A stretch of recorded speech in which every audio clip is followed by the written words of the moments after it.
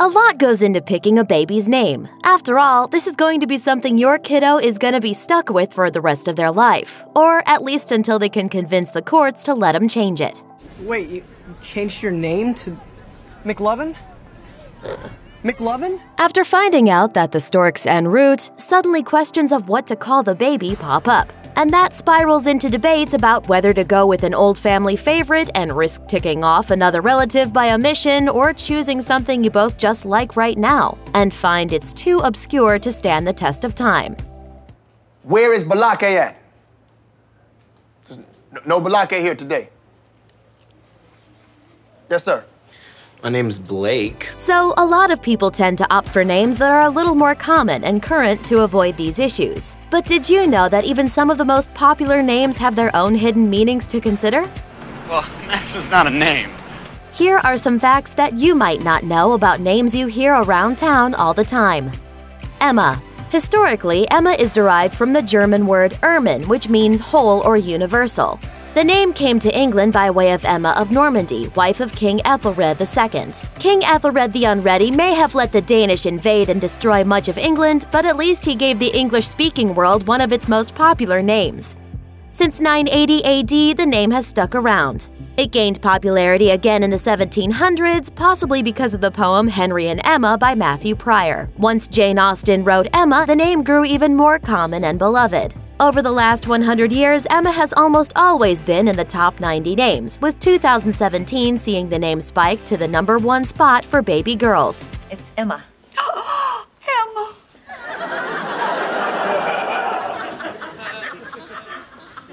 See, I don't want it. But with just a few letters swapped out, it's a whole different story.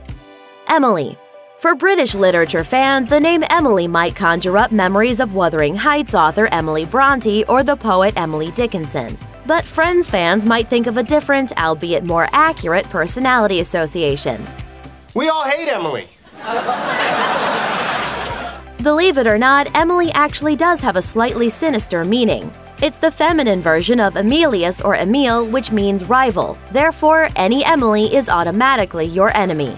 Though the masculine form of Emily isn't very popular in America, Emily is the 14th most popular girl's name. Since at least 1911, the name has never fallen below number 300 on the hottest name charts. Perhaps the constant rivalry of the name is what keeps it in fighting shape to stay at the top. But it's obviously very different than Emma, even though some celebs, like Emma Stone, born Emily Stone, do use the names interchangeably.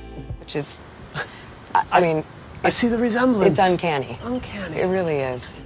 Liam. An already popular Irish name, Liam didn't arrive in America until the late 1960s. Since then, the usage has slowly increased, and the 1990s saw a burst of popularity, right around the time Liam Neeson became a household name. That's entirely speculation regarding the Liam boom, of course, but it had to have been at least a slight factor, right? So what does Liam even mean? Most of us just think of it as being Irish-sounding, and that's it. Well, that's partially right since it's the Irish short form of William. Derived from the German Wilhelm, it breaks down to two parts. Will meaning will or desire, and helm meaning helmet or protection. So, desire helmet? Usually, the meaning is listed as the less literal translation of strong mind and protection. The name William became common in England after William the Conqueror in 1066, remaining popular ever since. Nowadays, the US prefers Liam over William. It was the 4th most popular boy's name in 2016 and has been in the top 5 for the last 4 years. Maybe there's a handsome Hemsworth to thank for the recent resurgence? Olivia. You may have thought made-up celebrity names started with the likes of Apple Martin and Blue Ivy Carter. Yet it was Shakespeare who really started the trend. The 3rd most popular name of 2016 was Olivia, a name Shakespeare invented for the lead character in his play Twelfth Night. He may have based his name creation on Oliver, which was either derived from the German Olfr or the Old Norse name that became Olaf.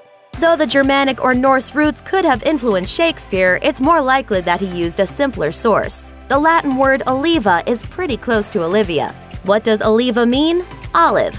Yep, pretty simple. We won't ever know if the bard named his heroine after Norse kings, Old German, or a garnish plunked in his martini, but Olivia would be a great choice for any Shakespeare fan. Michael. This may be one of the most enduringly popular boy names in history, but lately it's losing a little steam. Considering we've heard this name a million times and some of the biggest sports stars in history are named Michael, people don't think much about its meaning so much as who else has had the name. But its origin stems all the way back to the Bible, when Michael led the angels in their fight against Lucifer. Having defeated the fallen angel, he's now regarded as the patron saint of soldiers. It's understandable why the noble name has remained a go-to for so long. The actual definition of Michael comes from the Hebrew word for who is like God.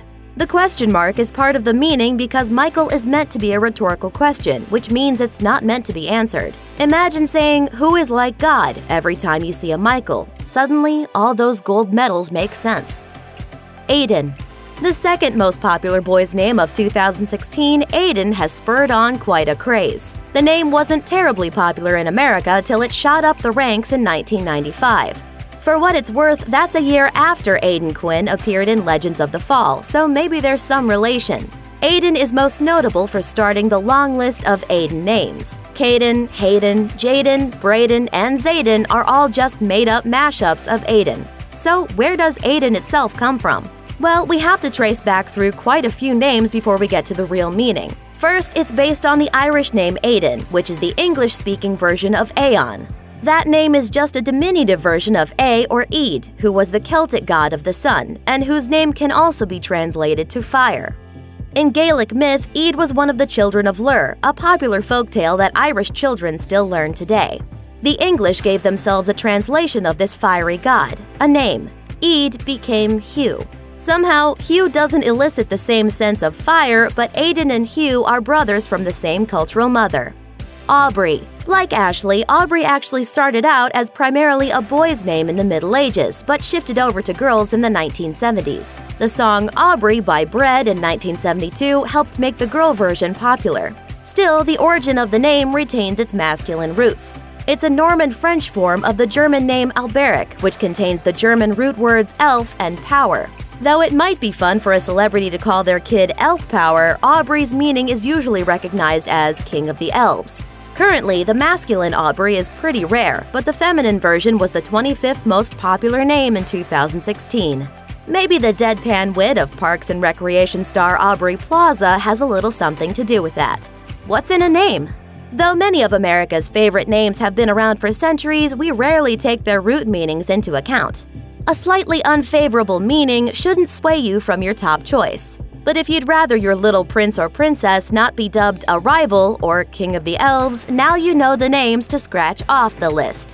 What do I have to do? He has to give me a new name. Good luck with that. Thanks for watching. Click the list icon to subscribe to our YouTube channel. Plus, check out all this cool stuff we know you'll love too.